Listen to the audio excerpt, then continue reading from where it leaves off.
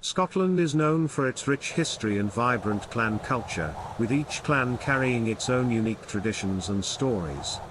One such clan is Clan Horsburgh, whose origins can be traced back to the lands of Horsburgh near Innerleithen in Peeblesshire. The earliest known ancestor of the Horsburgh clan was an Anglo-Saxon referred to as horse or orse. He chose to settle on the north bank of the Tweed River, where he constructed a castle that would become the namesake of his descendants. The ruins of this castle, known as Horsburgh Tower, still stand as a testament to the clan's ancient roots.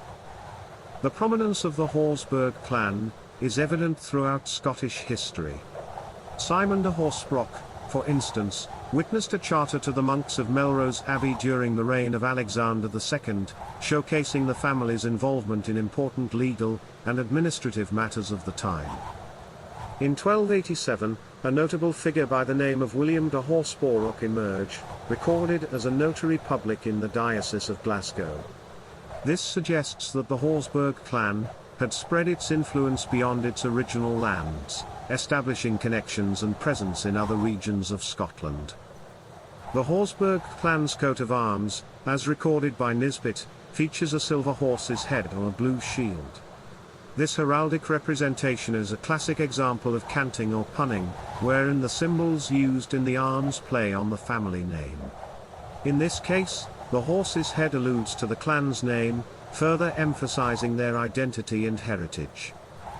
One notable member of Clan Horsburgh was James Horsburgh, a Fellow of the Royal Society and a renowned hydrographer in the early 19th century.